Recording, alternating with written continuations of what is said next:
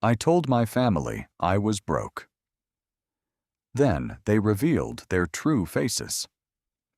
The first thing my sister said wasn't, "Are you okay?" It was, "So, what happens to Mom's house now?" I was still sitting in a hospital waiting room with a paper cup of cold coffee in my hand when she asked it.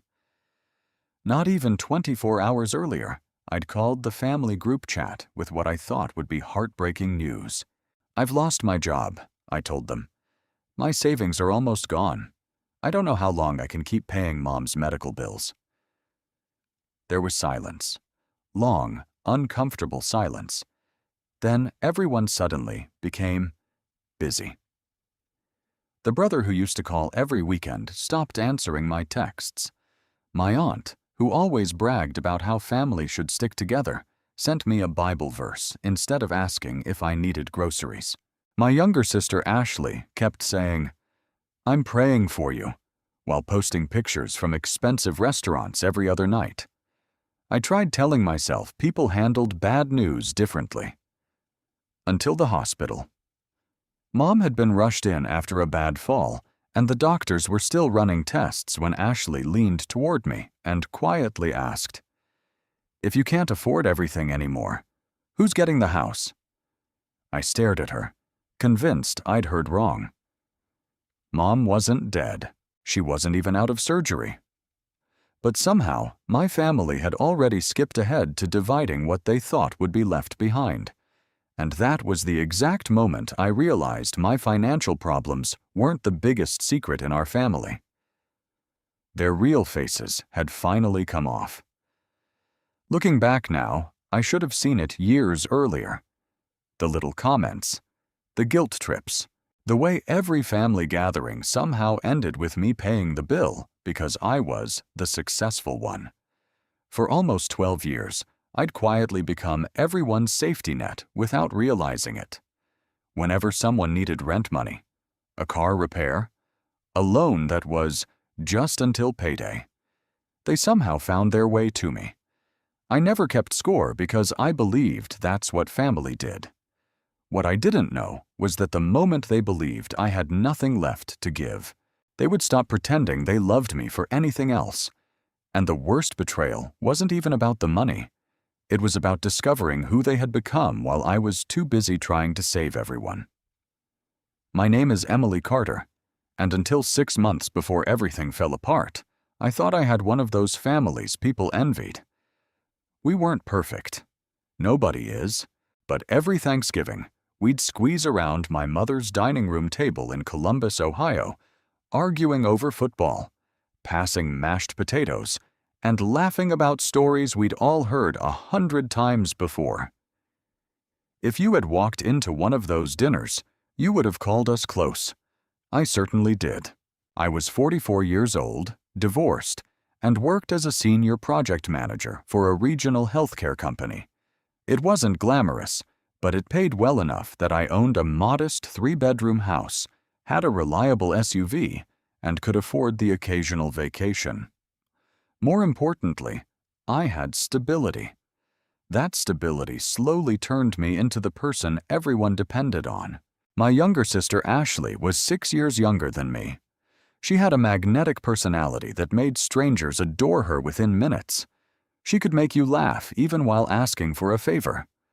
She had also never been good with money. "It's just been a rough month," she'd say. Again and again. At first, it was $50, then $200, then $1,000 after her divorce. Every repayment came with a promise. "I'll pay you back next month." Next month never came.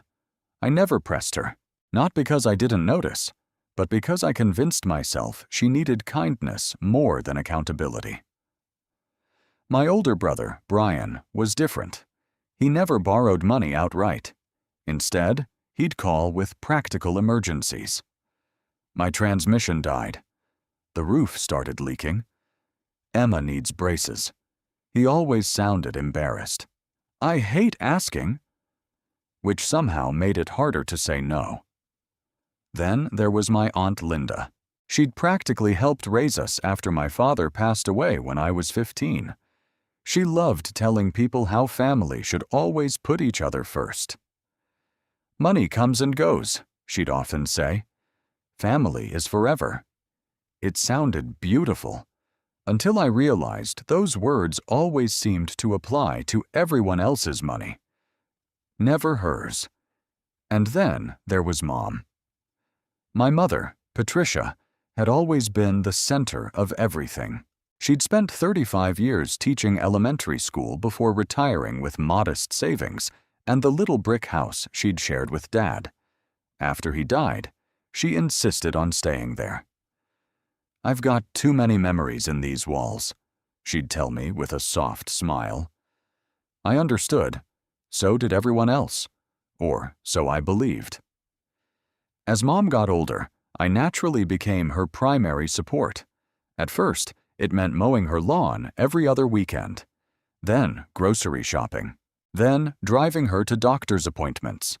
Eventually, I started managing her medications, helping with insurance paperwork, and making sure her bills were paid on time. I never complained. She was my mother. One evening, after another cardiology appointment, she reached over and squeezed my hand while we sat in my car outside her house. "I don't know what I'd do without you." I laughed. "You'd figure it out." She shook her head. "No, you carry more than anyone realizes." I brushed it off. "That's what daughters do."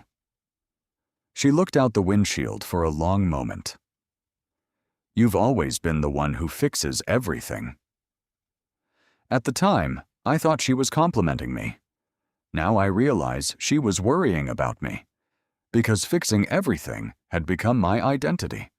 Every Christmas, I bought gifts not only for Mom, but often slipped extra presents under the tree from Santa for Ashley's kids when money was tight. When Brian's wife lost her job during the pandemic, I quietly covered 3 months of their mortgage.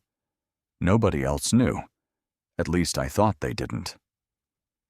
When Aunt Linda needed help replacing her furnace, I wrote a check without hesitation. She hugged me with tears in her eyes. "I'll never forget this." She did, remarkably fast. Over the years, I became everyone's emergency contact, everyone's backup plan, everyone's dependable person, and because no one ever questioned whether I'd say yes, they eventually stopped asking if it was okay. Helping became expected. If I paid for dinner, no one thanked me anymore.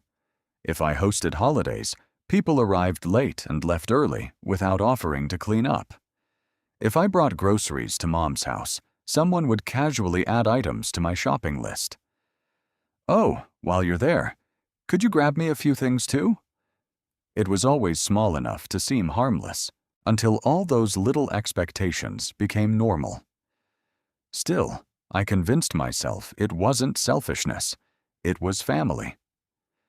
That's what I kept telling myself, even when I was exhausted, even when my own weekends disappeared beneath everyone else's responsibilities, even when I noticed that nobody ever asked what I needed. Then, 6 months before Mom's fall, something happened that forced me to ask a question I'd been avoiding for years. If I ever stopped being useful, would they still show up for me? I didn't know it then, but I was about to find out in the most painful way imaginable. The answer didn't come all at once. It arrived in little moments that were easy to excuse if you wanted to keep believing the best in people. And I desperately wanted to. About 5 months before Mom's accident, my company announced a major restructuring. There were rumors of layoffs, but management kept insisting everything was under evaluation. I mentioned it over Sunday dinner at Mom's house. "I'm sure you'll be fine," Brian said without looking up from his plate. "You're one of their best employees." Ashley nodded. "Besides, if anything happened, you'd land on your feet. You always do." It sounded supportive. At least that's what I told myself. Then Ashley smiled and added, "Just don't stop helping Mom. She depends on you." Not we. You. The words stuck with me long after dinner was over. A week later, Mom had an appointment with her cardiologist.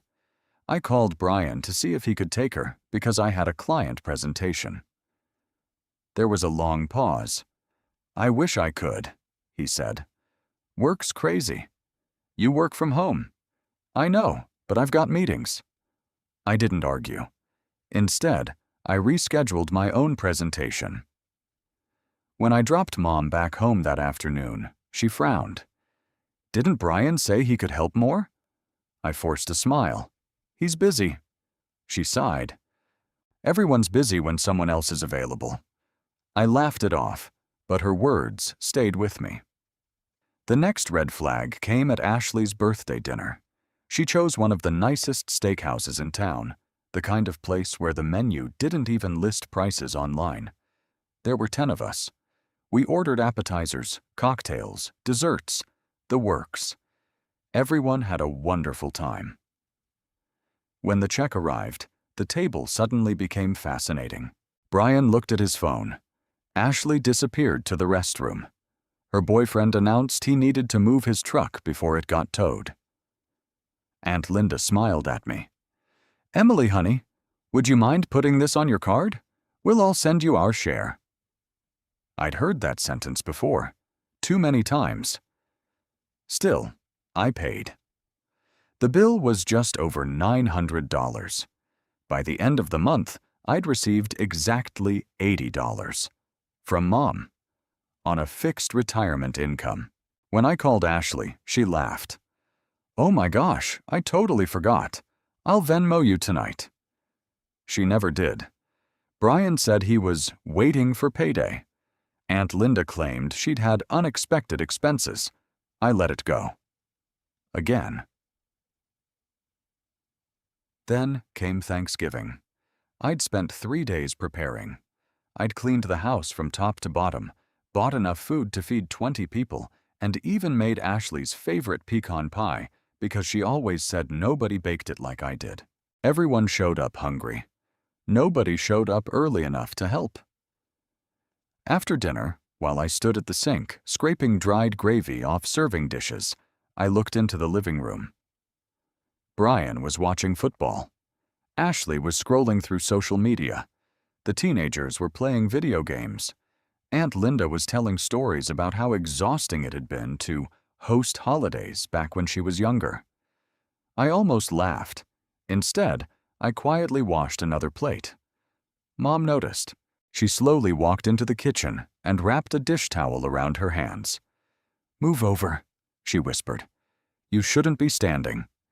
And you shouldn't be doing all of this alone." We worked side by side in silence for a few minutes. Then she asked softly, "Has anyone even offered to help?" I glanced toward the living room. "No." She shook her head. "They're getting comfortable." I knew exactly what she meant. Comfortable expecting me to carry everything. A month later, the rumors at work became reality. Our department held a mandatory meeting. Nearly 30 positions would be eliminated. No names yet. Just uncertainty. I drove straight to Mom's house afterward. She poured us coffee while I explained what was happening. She listened without interrupting. When I finished, she reached across the table. "If the worst happens, you'll still be okay." "I hope so." "No." She squeezed my hand. "I mean you." I looked confused. She smiled sadly. "You've built your whole life around taking care of everyone else. Maybe this is life asking someone to take care of you for once." I laughed. "I don't think anyone's lining up." She didn't laugh back. That should have told me something. The final warning came only 3 weeks before I lost my job. Ashley called crying.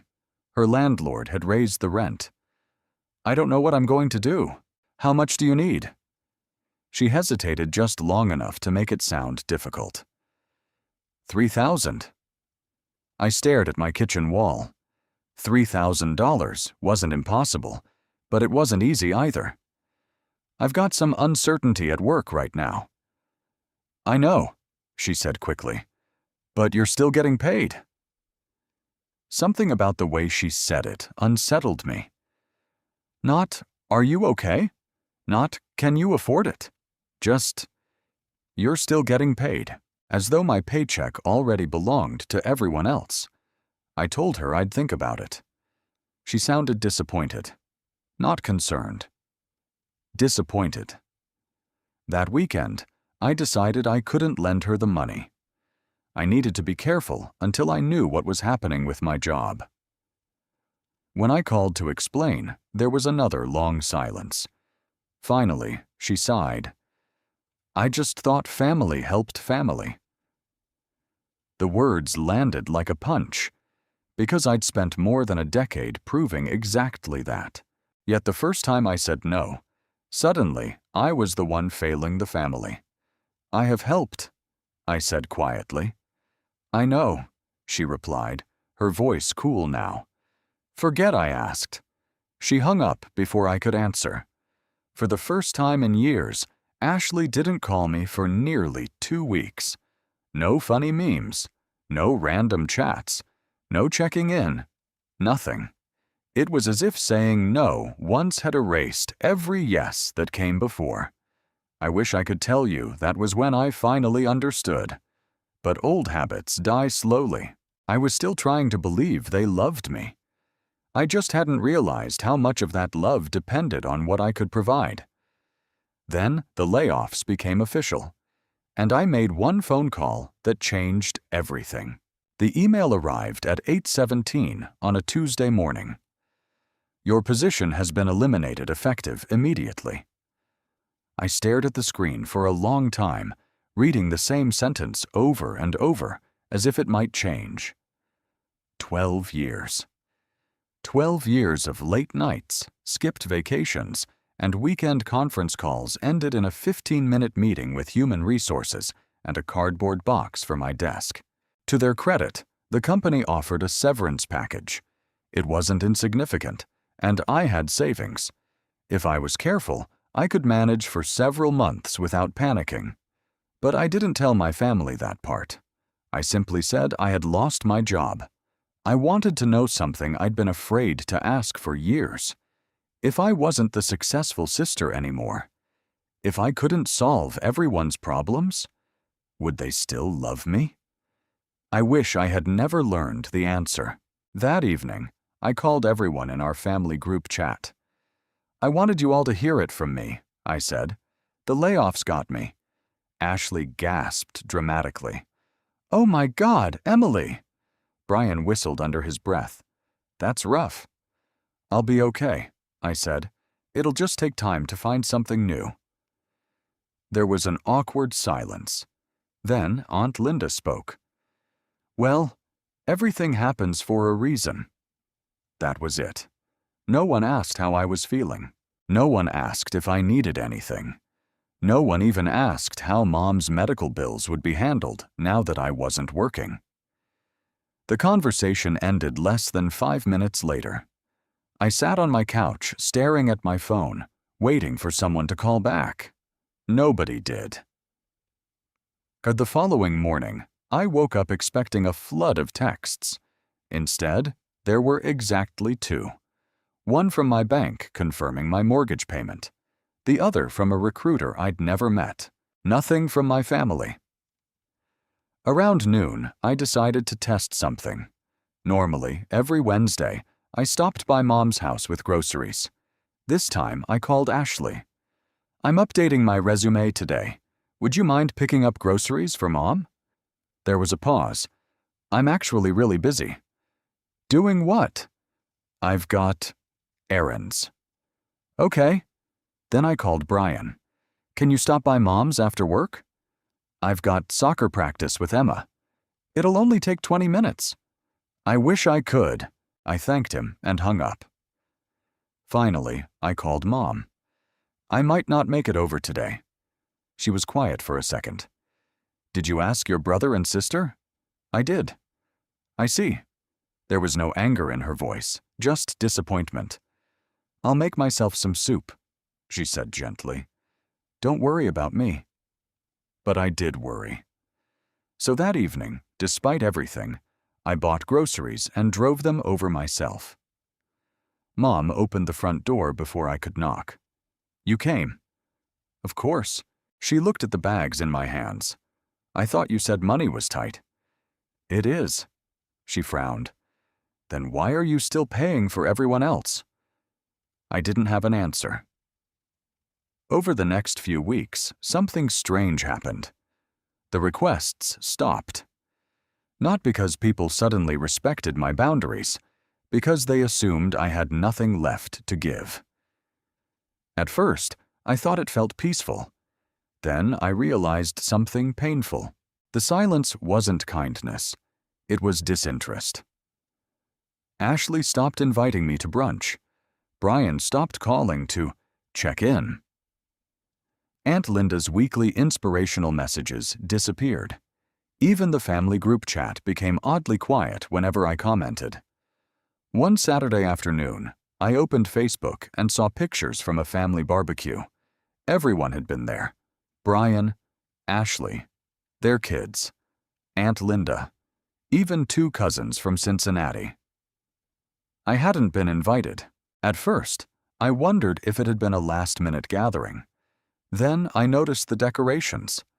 A banner that read, "Happy birthday, Ashley." It had clearly been planned for weeks. I stared at the photos until my eyes blurred. One picture showed everyone smiling around the picnic table. Another showed Mom sitting in a lawn chair, looking uncomfortable. She hadn't known I wasn't invited. I could tell by the confused expression on her face. A few minutes later, my phone rang. It was Mom. "Emily, you don't have to explain." "I didn't know." "I know. They told me you were out of town interviewing." I closed my eyes. "They lied." Her voice cracked. "They didn't want me asking questions." That hurt more than being excluded. They had lied to our own mother because they knew she'd insist I be there. A week later, Ashley called out of the blue. For a brief moment, I thought maybe she'd realized how she'd been acting. "Hey, Em," she said brightly, as if nothing had happened. "Hi. I've got a tiny favor." Of course she did. "My car payment's due Friday." I almost laughed. "I thought you knew I wasn't working." "I know." So, I can't help." She sighed dramatically. "I wasn't asking for thousands." "I can't help." "You've always helped before."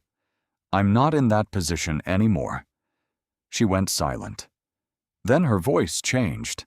It became colder than I'd ever heard. I guess people really do change when life gets hard.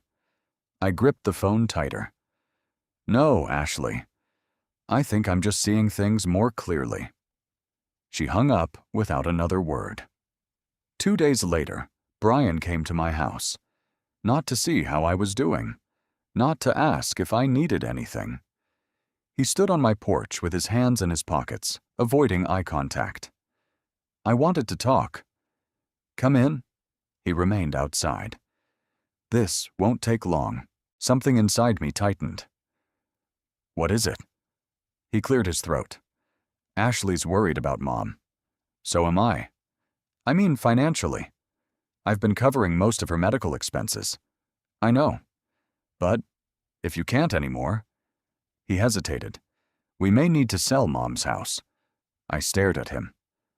"Sell her house?" "It might be the practical thing." "Mom doesn't want to sell." "I know. But we have to think realistically." I couldn't believe what I was hearing. Mom had a roof over her head.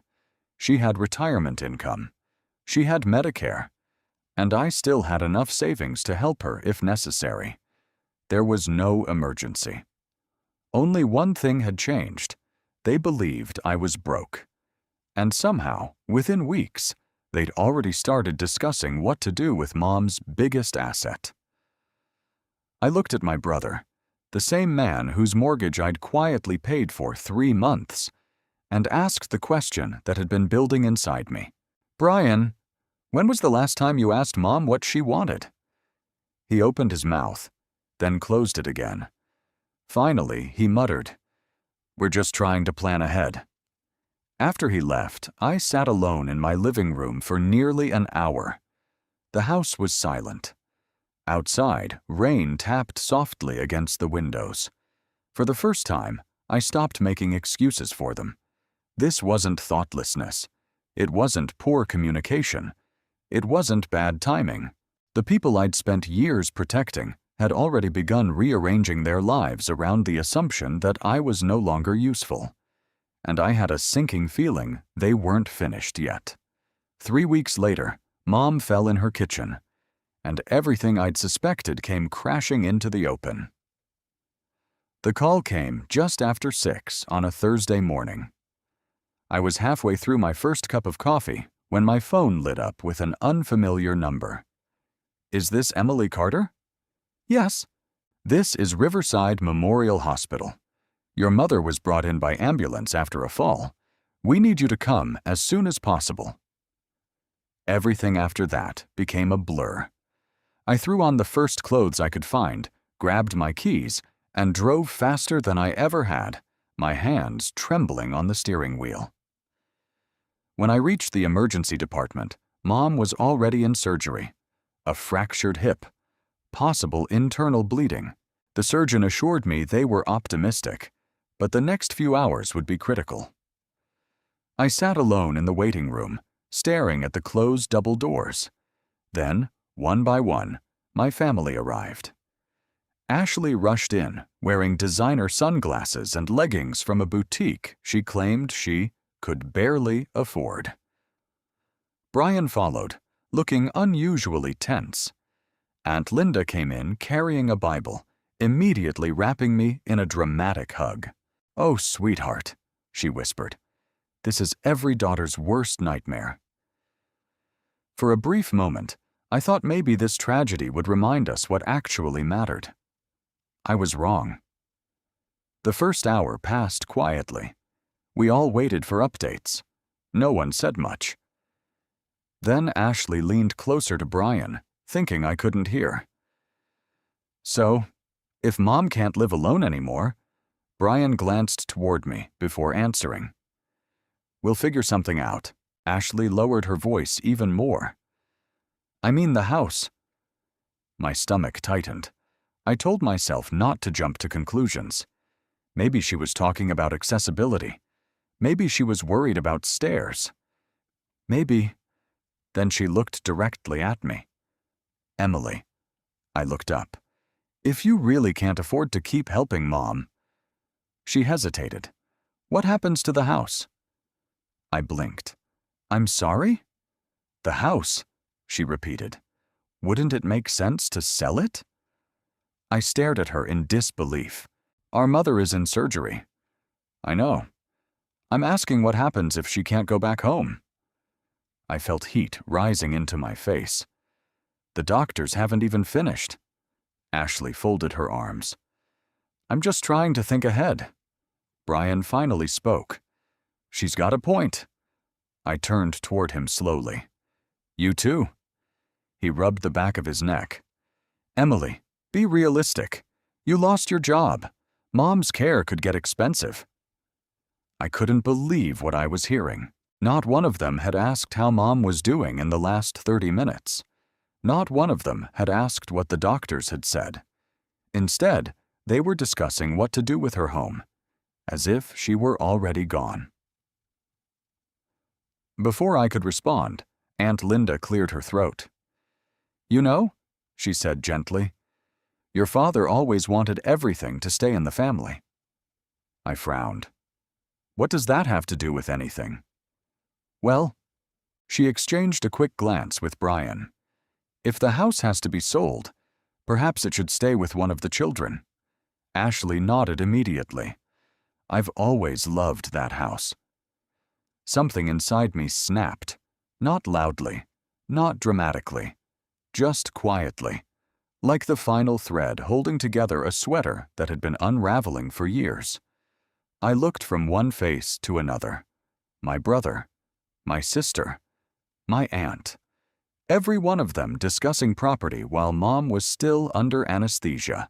I suddenly remembered every loan, every unpaid dinner, every birthday I'd financed, every holiday I'd hosted, every sacrifice I'd made, and I realized none of it had ever bought loyalty, only expectation.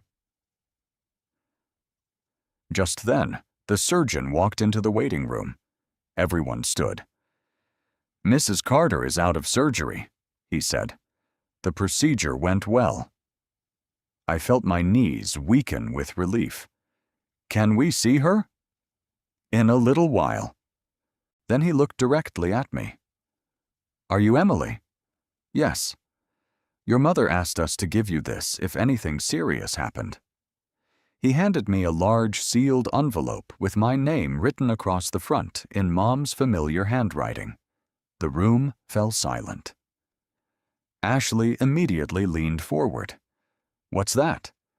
"I don't know." "Open it. I'll read it later." Brian frowned.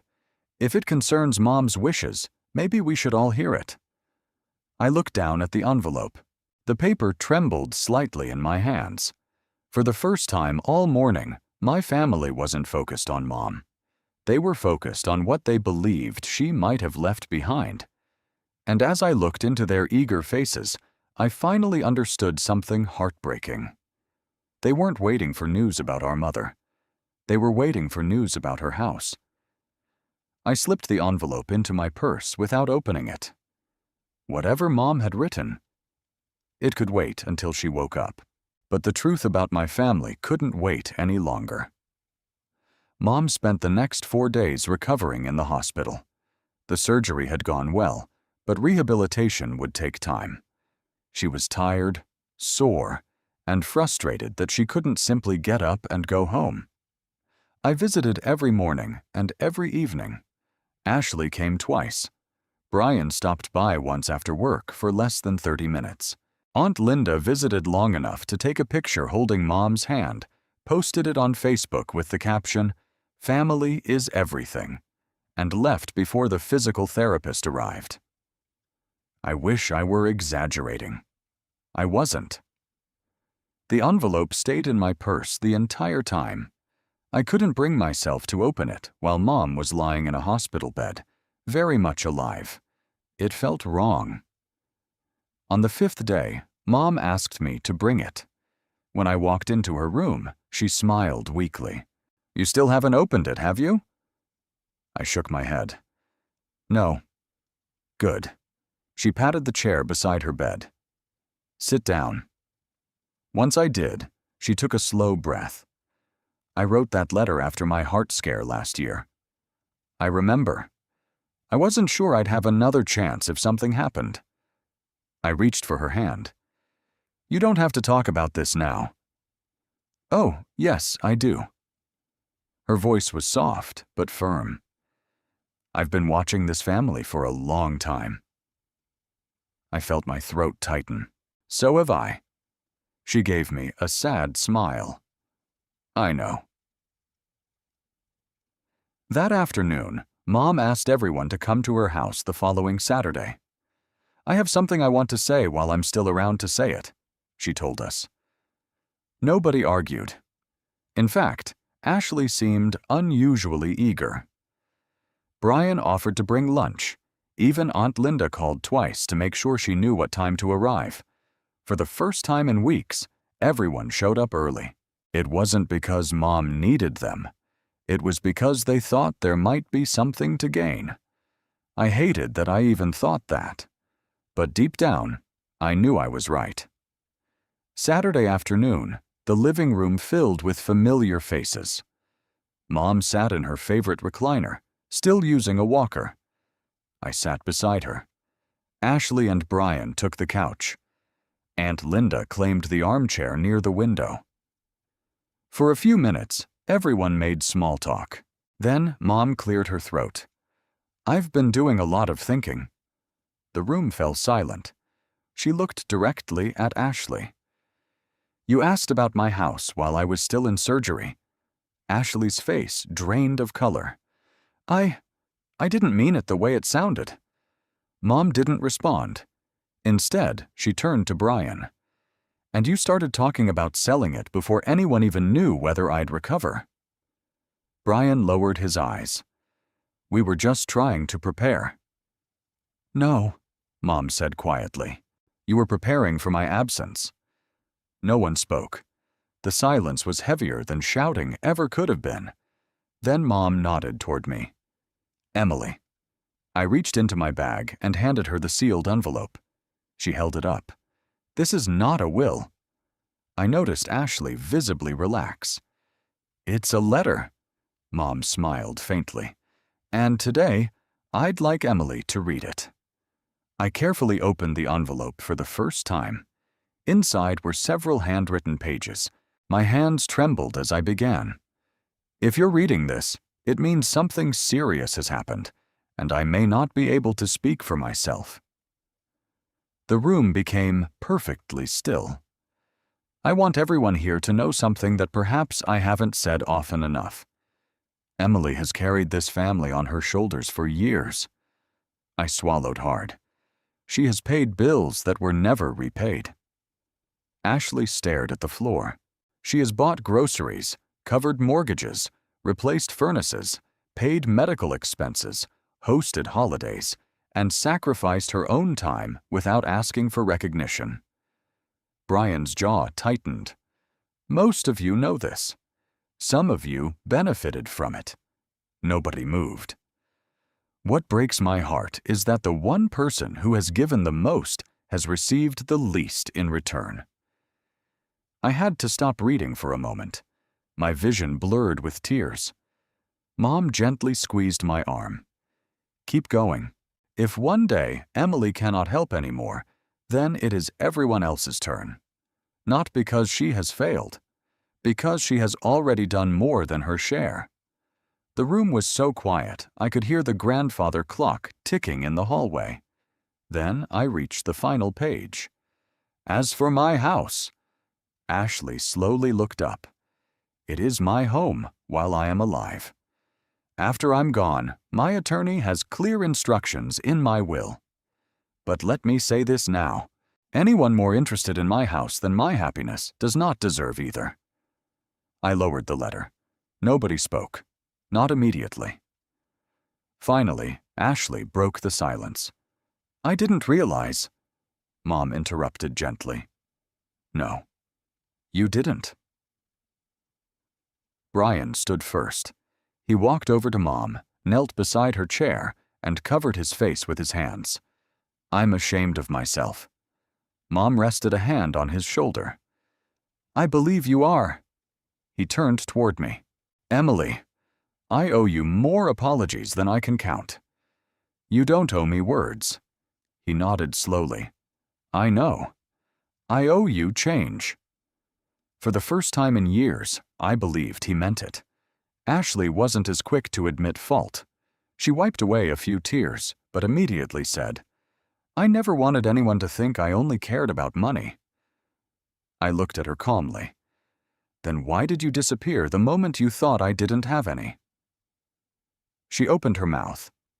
Nothing came out, because there wasn't an answer, not one that would erase months of silence or years of taking without giving. I reached into my purse one last time. There is something I need to tell all of you. Every eye turned toward me. I wasn't completely honest. Ashley frowned. What do you mean? When I lost my job, I wasn't broke. The room froze. I received severance. I have savings. I can pay my bills for quite a while. Brian looked confused. Then, why didn't you tell us? I took a slow breath. Because I wanted to know whether you'd still treat me like family if I couldn't rescue everyone. No one spoke. You answered that question. Ashley began crying. Real tears this time. I'm so sorry. I believed she was sorry, but I also knew something important. Being sorry doesn't erase what people reveal when they think no one is watching. I stood, picked up my purse, and kissed Mom on the forehead. I love all of you, I said quietly. But from today forward, I won't confuse love with obligation ever again. I walked toward the front door. No one tried to stop me. For the first time in years, I wasn't carrying anyone else's weight. Life didn't magically become perfect after that afternoon. Real families rarely work that way. But something changed. Something that should have changed years earlier. I finally learned that boundaries don't destroy healthy relationships. They expose unhealthy ones. Mom completed her rehabilitation over the next few months. Instead of assuming I would handle everything, Brian created a schedule to take her to appointments every Tuesday. He even hired someone to mow her lawn without being asked. Ashley started visiting Mom every Sunday. At first, I wondered if guilt was motivating her. Maybe it was, but over time, the visits became consistent. She cooked meals, cleaned the kitchen, and stopped asking me for money altogether. Trust wasn't rebuilt overnight, but at least she understood it had to be earned. As for Aunt Linda, she slowly faded from the center of family gatherings. It turned out she wasn't nearly as interested in organizing holidays when someone else wasn't paying for them. The speeches about family first became much less frequent once people expected her to contribute too. 6 weeks after losing my job, I accepted an even better position with another healthcare company. The salary was higher, the hours were better, and for the first time in my career, I actually used my vacation days instead of canceling them to solve someone else's crisis. The biggest change, however, wasn't in my bank account. It was in my heart. I stopped saying yes when I wanted to say no. I stopped believing that my worth depended on how much I could sacrifice, and I stopped confusing being needed with being loved. A year later, we gathered again around Mom's dining room table for Thanksgiving. This time, everyone brought a dish. Brian insisted on washing the dishes after dinner. Ashley packed leftovers for Mom before packing any for herself. When I reached for my wallet to pay for a last-minute grocery run, Brian gently pushed my hand away. "I've got this," he said with a smile. It wasn't about the money. It was about finally sharing the responsibility. As I watched my family laughing together, I realized something I wish I'd understood years earlier. The people who truly love you don't measure your value by what you can give them. They stay when you have nothing to offer except yourself. And if someone disappears the moment they think you've run out of money, favors, or usefulness, they haven't lost you. They've simply revealed who they always were.